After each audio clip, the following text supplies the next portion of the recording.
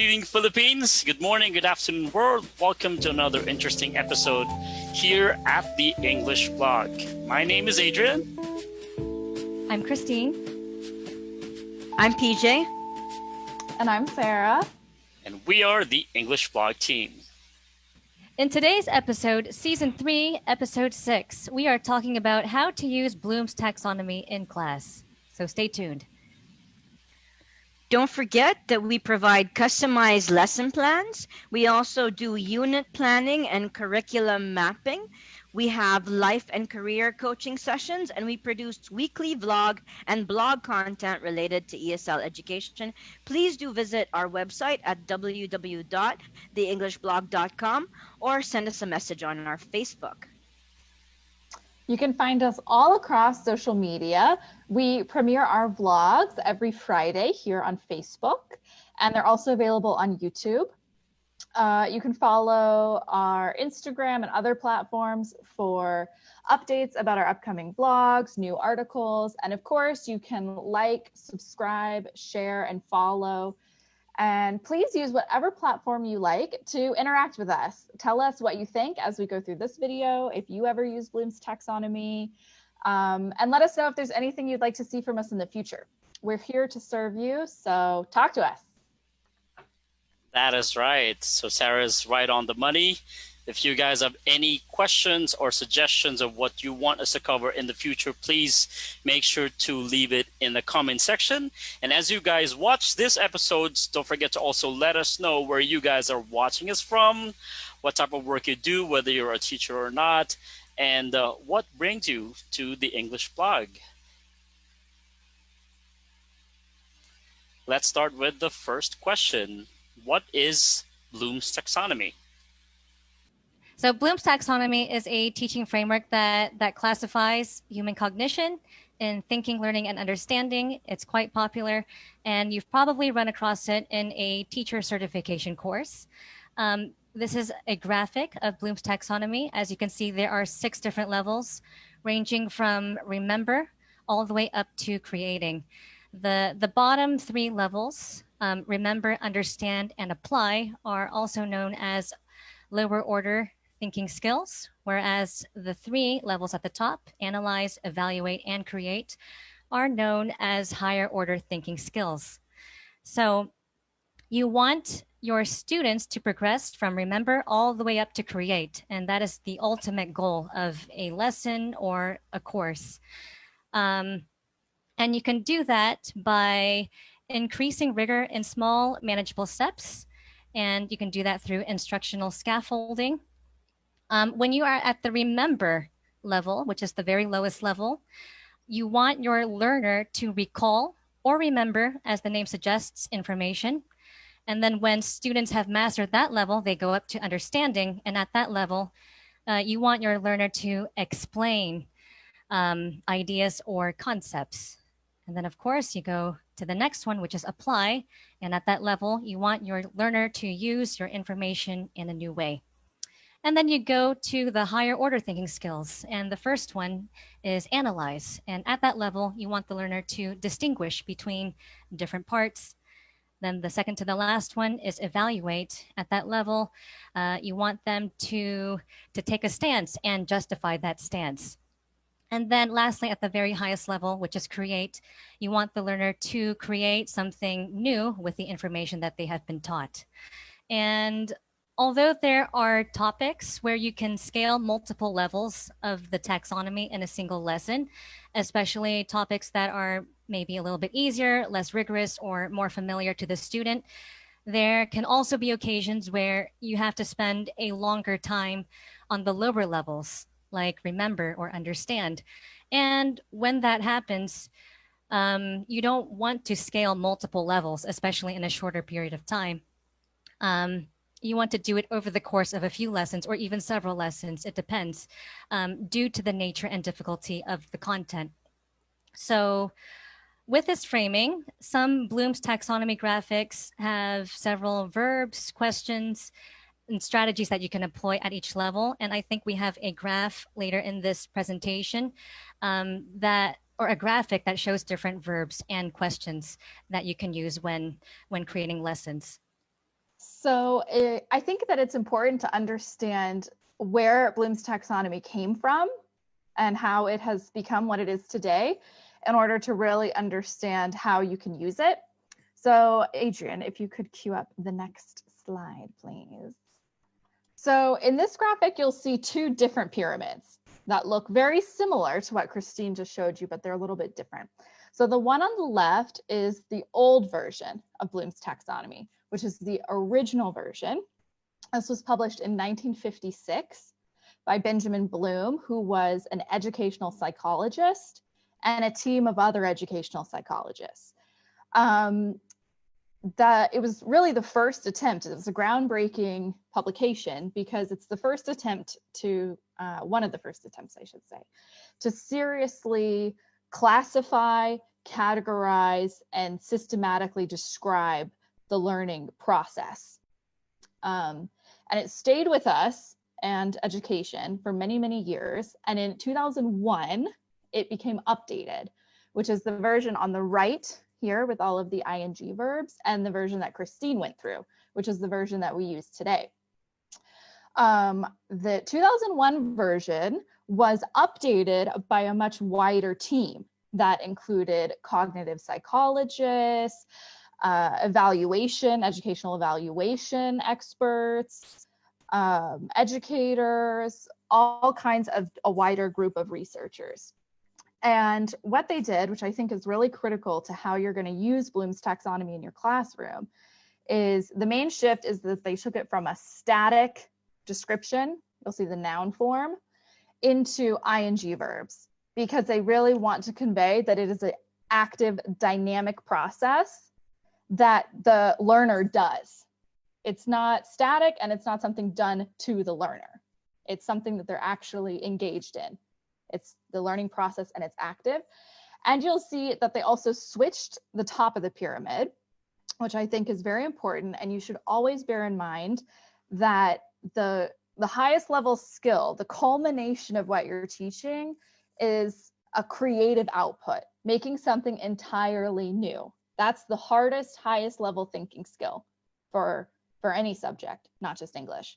And so that's why it's at the top of the pyramid, to really prioritize that creative moment and emphasize that it's a dynamic, creative, ongoing process.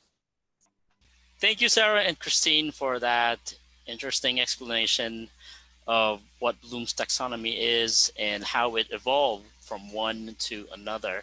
Now let's move on to the next question. How can we use it?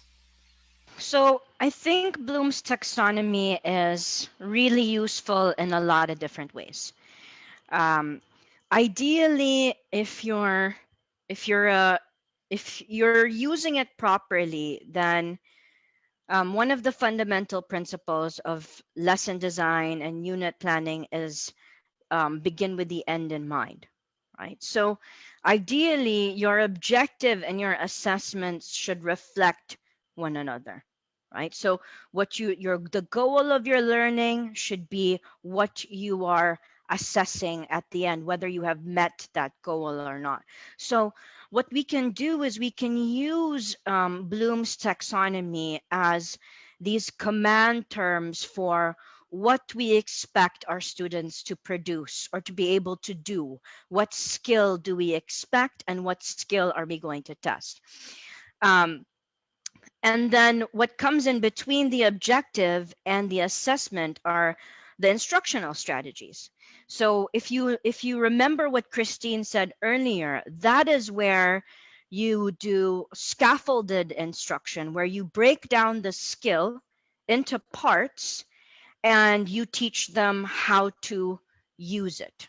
Okay, so for example, one general rule is if you're teaching them a new skill, then you should use a material that they are already familiar with. So let's say that in your last unit, you covered the miracle worker and you want them to be able to compare and contrast characters. That's your compare and your contrast are your command terms from Bloom's taxonomy that you want them to be able to learn as a skill.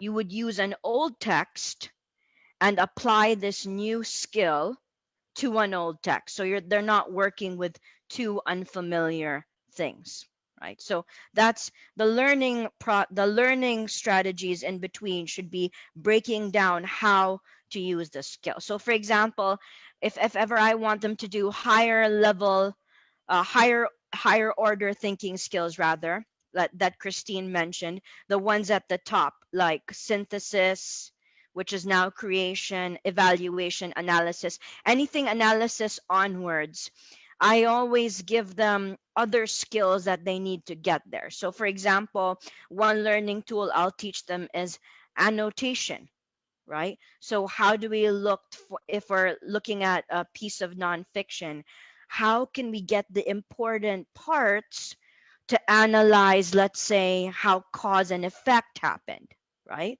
So to be able to do the analysis, they need to piece those parts together. And that's what you want to focus on during the learning strategies, so that when it comes time to assess, they can put these all together and create a creative output that Sarah was referring to.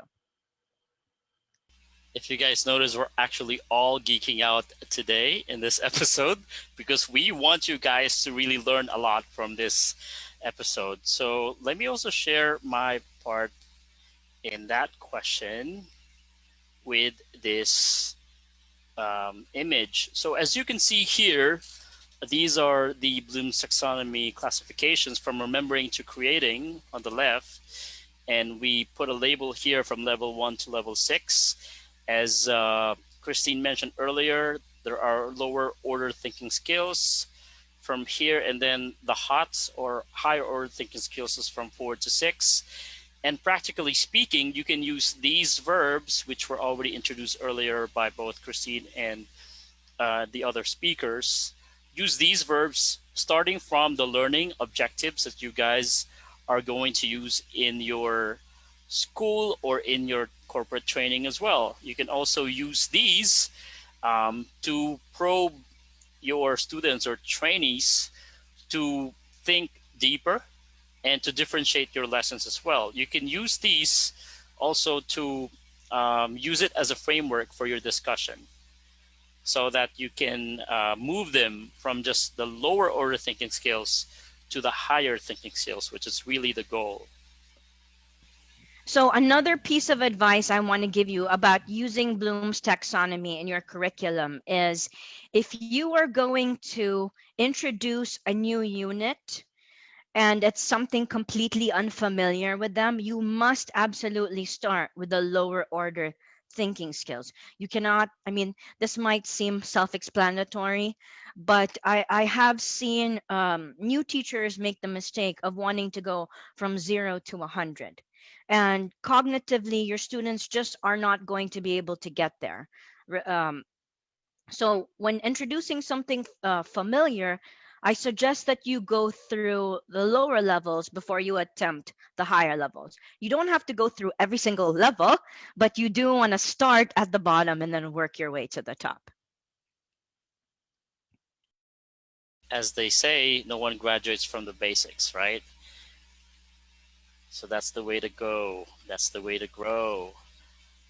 And here comes the next question. What are examples of specific tasks for each level of Bloom's taxonomy? So yeah, if Bloom's taxonomy is totally new to you, then you might be wondering, what on earth do all of these levels mean, and what kind of activities should I be including? So PJ and I are going to go through that with you right now. I'm going to cover level 1 through 3, and PJ is going to cover levels 4 through 6. As PJ said, it's important to start from the bottom and work your way up. Make sure that they have the lower levels. So let's take just for my example, for my purposes, let's say that you did a reading on a newspaper article. It can be really about anything, but let's say it was about like a missing person, some kind of mystery type thing, okay? So your first level is remembering. So these kinds of tasks, you want to put your students into the process of remembering. So this is where you ask them to describe a detail from the story. What was he wearing? What did the suspect look like? When did he disappear? You're just asking for just memory. This is also the place where you can ask some true-false questions. Those are good for this kind of thing. If you've got some young learners or you just want to do something different, you can have them draw the story from memory. Or you can reassemble it, putting it in the right order. All of those things engage the learner in the process of memory. They're not asked to make anything or invent the wheel. They're just asked to remember what you heard. Exactly. Nothing more, nothing less. That's what you want to do. The second level is understanding, which is really lots of summary activities are what you want to do right here. So you could have them retell it to a friend. You could have them write a summary. You want them to not produce any sort of new material, but to kind of get everything that you told them and do more than remember it. You want them to remember it and start thinking about how all of the things fit together, why the story is the way that it is. Then in level 3, you're going to start making that a little bit more explicit. So level 3 is the applying level. So this is when your students the wheels start turning. And you're still based in the story, but they're asked to apply information that they have from the story to information related to the story. So this would be where you would construct theories or speculate.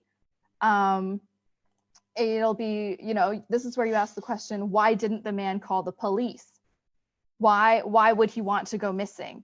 Things that are not explicitly stated in the story, but are completely within the world of the story. That's what application is. Role plays are also an example of application. So role play, you being this missing man. It's not role play you going missing. It's your role playing this part of this distinct story. And then the other types of things you can do is kind of a general list that you could apply to this task. So write a list of all of the steps that you have to do to apply to find a missing person. And they're going to have to apply some of the steps from the article that are mentioned, the police search for him. But they're also going to have to think about other things, but purely in this situation. You're always grounded in the exact text and situation that you're working with.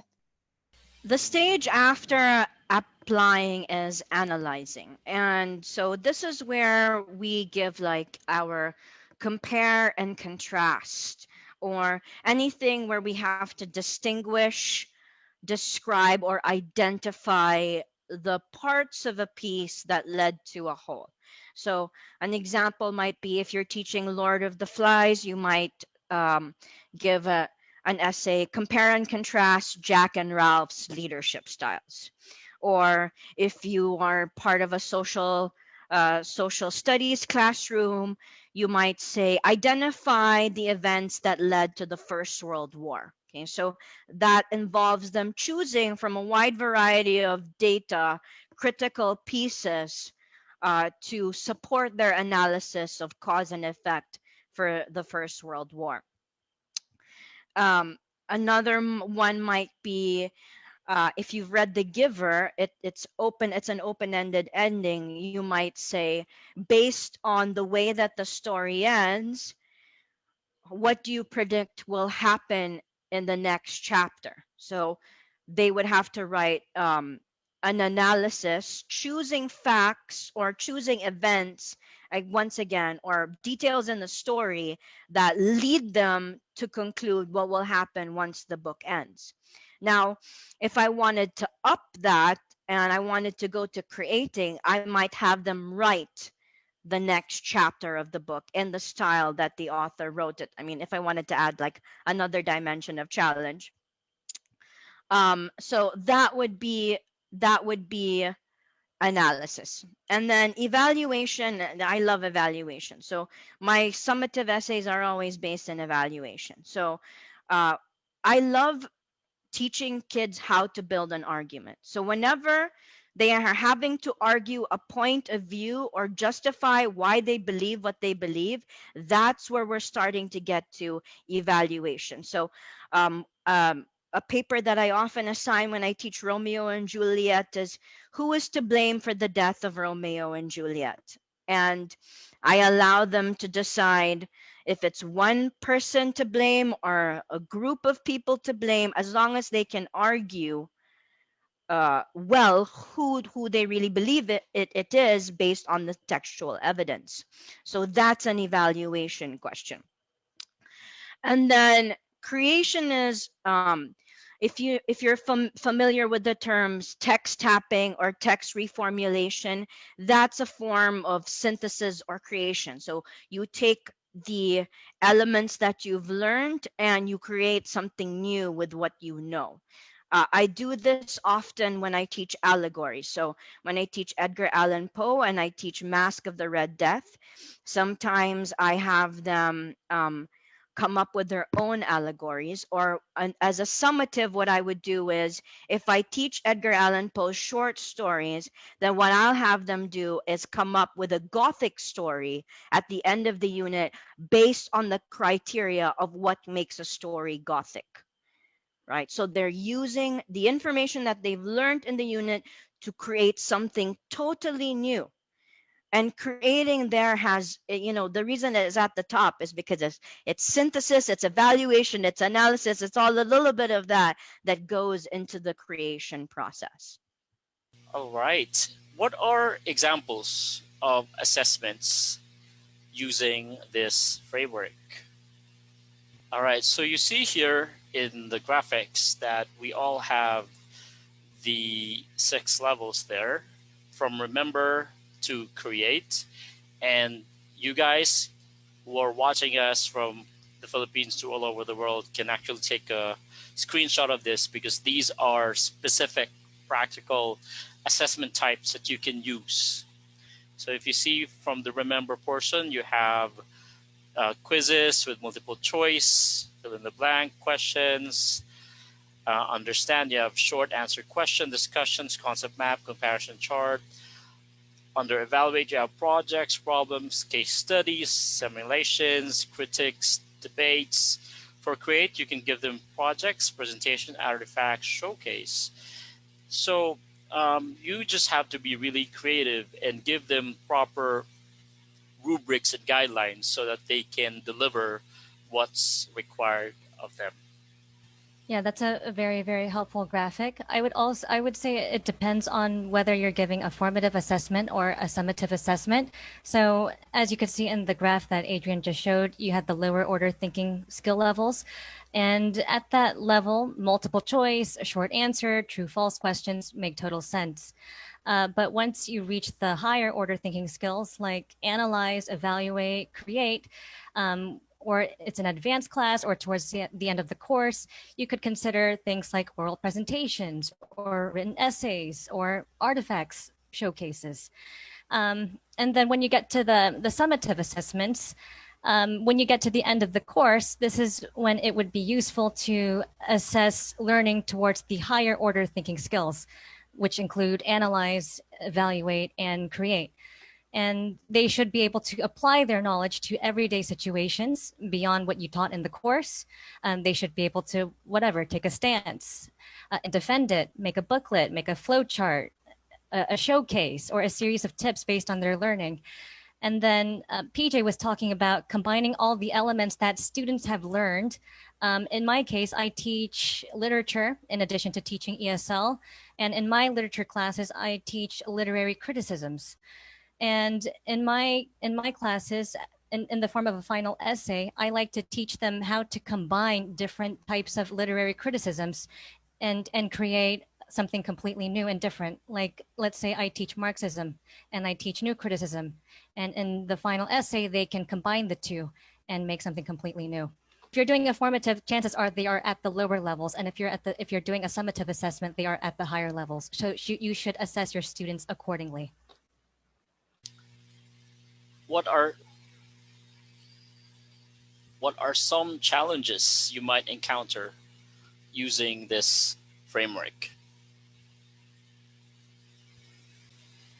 One thing that teachers tend to do is they target levels at the lowest two. They only target the lowest two levels, which are remember and understand. That's something that teachers often do, and they do that simply because it's easier to do. And teaching students at the higher levels is much more difficult to do, and it takes a lot of time for certain topics. Like for certain topics, you're going to be stuck at the lower levels, and teachers should not get discouraged about that. Some topics are just more difficult than others. So for some topics, especially the easier ones, you're probably going to scale Bloom's taxonomy in just a few short lessons, if not one lesson. Whereas for other topics, for the more rigorous, difficult ones, it's going to take a series of lessons before you scale the taxonomy. So that's something that teachers should be aware of. I would say another thing, I don't know if this is quite a challenge, but maybe something that teachers should pay attention to is using Bloom's taxonomy and making it suitable for 21st century learning. And as you could see in one of our graphics, or in some of our graphics, there are verbs, and you can use these verbs to create learning objectives. But there have actually been revised graphics of Bloom's taxonomy that have digital verbs. And I have a list here. For example, if you're at the remember level, a good example of digital verb is Google. As obvious as it sounds, but it's something that teachers don't really use in their objectives. Or for understand, you can use a verb like tweet or tagging. For applying, you can use something like displaying or revising search keywords. So again, I'm not sure if I would consider this a challenge, but it's something that teachers should be more aware of, and definitely try to tailor your use of this teaching framework to 21st century learning. In terms of the challenges, I would say teachers will for sure be challenged in at least two aspects, and they are two T's: time and thinking. It would require them to give it enough thought and some thinking to do, and that would also entail a lot of intentionality and commitment for them to actually be able to come up with assessments and lesson plans that would fit their students. But at the heart of it, I think both students and the teacher should be vulnerable enough to be courageous enough and yet awkward at the same time to just, that's part of life. Learning can sometimes be very difficult. But the fruits of learning is always worth it and worth the effort, the time, and all the resources that you've spent. So those are some things that you guys should remember when considering the challenges. How can we use Bloom's taxonomy in an online classroom? Well, first of all, I would say that you need to really look at the kinds of questions you're asking your students, regardless of whether you're in your actual classroom or in an online classroom. And so, one of the ways that you can use Bloom's taxonomy is in crafting your questions. So, just like Christine talked about, when we start doing formative assessments with our students online, we want to start with like quick and easy questions based on the lower order thinking skills. For remembering, you might ask questions like what is or how is, just basic factual questions to make sure that they did the work. They're really going to be like one word answers, yes or no, and that will give you like a gauge as to who did the work. And then you want to make sure that they understood it. So in an understanding, you would phrase open-ended questions like how would you classify a type of such and such and such, or what is the main idea. Remember, Sarah talked about summarizing questions. So any kind of summarizing or just strategies that you have at your disposal, this is the time to use them, okay, to assess comprehension. Then once we go to application, you want them to use the information, to start using the information. So how would you use such and such, or how would you show your understanding of such and such? um, what other way could we such and such, right? So they take their existing information, apply it to a new context, a new situation. Then once we get to analysis, that's where you ask them to break down the parts of a whole, like we discussed earlier, right? So can you list the parts of such and such, such and such? Or if you're looking for at a story, uh, what is the theme of the story? How do you know, right? Once we go into evaluation, that's when you start having them build their arguments. Okay, so one of the things I really like to do is take a stand. And you can do this, you can find a virtual way to do this. So you might have them use their fingers, right? So take a stand. Usually, what you do is if you agree, you stand in one place. If you disagree, you stand in another place. If you're neutral, you stand in the middle of those two spots. So you could do something similar in the online classroom, but using fingers instead. And they have to hold their vote up, right? So if they agree, they show one finger. If they disagree, they show two fingers. If they're neutral or they can't make up their mind and they have to explain why, then they show three fingers. And then you go around to your students and you ask them to argue why they agreed or disagreed or cannot come up with an answer about something. And then lastly, creation. So I mean, this is where multiple intelligences come in. You know, you can have them submit something creative to you, like a drawing or maybe even a podcast or something else. Again, it should just involve a process of creation. It doesn't need to happen during the online class itself.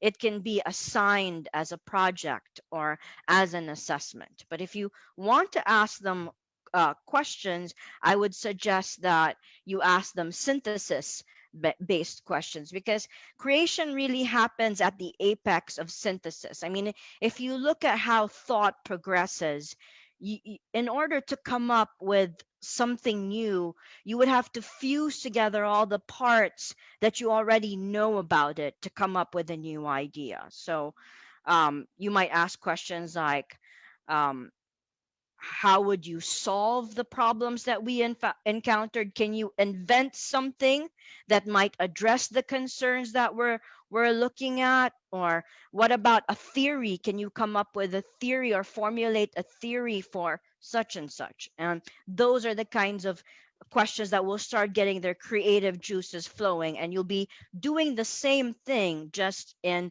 terms of discussion.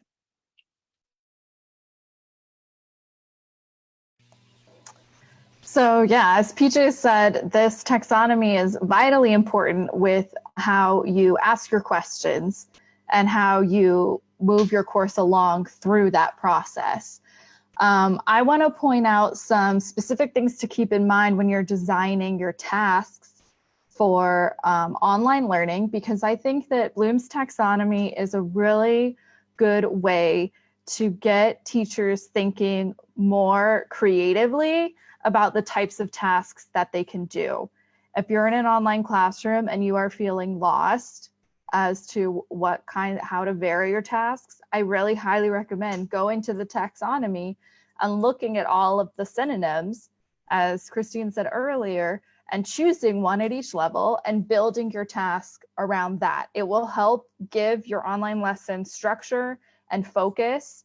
And whether you're in person or not, it'll help make a good lesson, because a good lesson is going to have all of these layers. It helps you craft something worthwhile.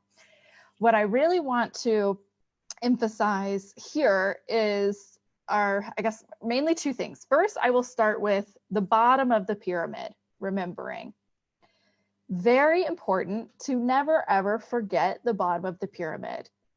If you are having problems where the number one reason that people in my classes don't remember whatever input it was I gave them is because it was boring and they didn't pay attention because it was boring. This is super important in an online classroom because they are in their house and they have so many other interesting things, and they are on their computer and they have so many other interesting tabs open right behind your teacher face. And you really need to focus on the bottom of the pyramid. You need to be very thoughtful about what is the basis of your lesson, whether you're teaching a subject or whether you're teaching English through a subject, because that topic is central. The topic has to be engaging. It has to be interesting. It has to be worth remembering, or you cannot progress up the pyramid at all. So that's the first thing I want to say digitally. Be very, very thoughtful and mindful. And then the other thing that will help you find these good activities, these engaging activities, is I think a lot of people, a lot of teachers, myself included, as I believe the youngest member of the English blog here, even I, going to school, if we were doing stuff with technology or online, it was presentations. It was still a lecture. It was just a lecture with a PowerPoint.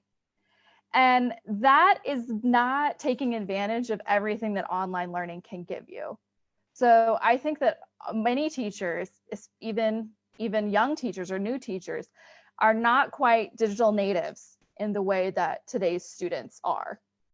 And it's important to kind of go outside your comfort zone and start thinking about, rather than what you've lost by losing your classroom, what you've gained by having an entire world open to you in a computer and accessible. This is, of course, assuming that your students all have working technology. I don't have time to go into all of those perils of online learning.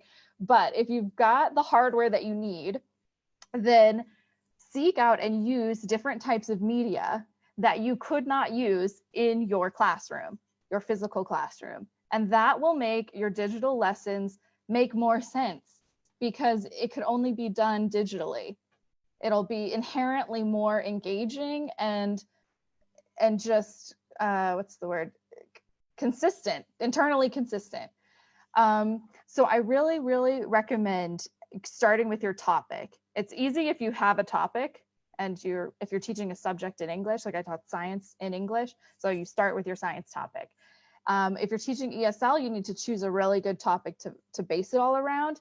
And then you go and you should look and find interactive media, apps, interactive books, stuff that isn't just your lecture notes and a PowerPoint. And try to use those throughout your pyramid. And like I said, I think that the general word, the ing words, will help you broaden what types of tasks could fulfill each level of the pyramid than you might have thought of before teaching in a traditional classroom. Some of the best activities I've done as a student and as a teacher were digitally based and highly, highly creative. When I was learning Romeo and Juliet, not with TJ, we actually had to film like an episode of Dr. Phil, like a talk show where you have to go and you're a dysfunctional family and you have to go on TV and air your dirty laundry and sort it all out. That's a very, very creative approach to Romeo and Juliet that works well in digital media. So yeah, use the taxonomy to give you ideas and help you think in ways that you may not have thought of before as you were teaching in the classroom, in person. And good luck. I also want to add one more thing to wrap this all up.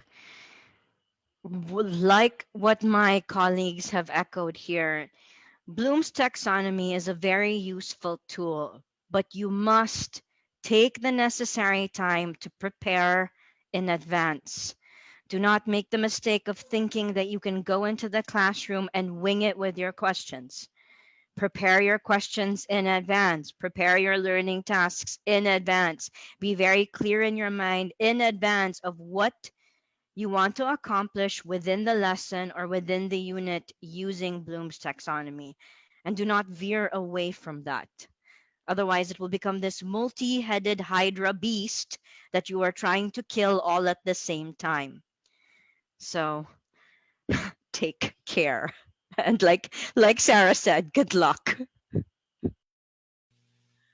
All right. So as we conclude tonight's episode, make sure that you guys also share with us in the comment section what one takeaway did you learn from this discussion. Okay.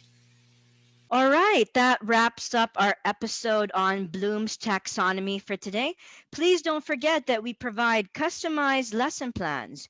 We also provide curriculum mapping and unit planning services, life and career coaching sessions, and we release weekly vlog and blog content related to ESL education. To make sure you're up to date on everything that's happening with the English blog, please do visit our website at www.theenglishblog.com and send us a message and say hello so we know that you've come to visit. Visit us across all our social media. We premiere our vlogs on Facebook. So if you're watching this video, please like it, share it. Let us know what your favorite level of the taxonomy is, if you use it in class, if you've been using it for 30 years, or if you're going to start using it tomorrow. Let us know on Facebook, Instagram, across all our different platforms. Please talk to us. Let us know what you want to hear next and how we can help you guys. Once again, we are the English blog team. My name is Adrian. I'm Christine. I'm PJ. And I'm Sarah. Keep learning, stay healthy and happy, everyone. Until next Friday, bye. Bye. Bye.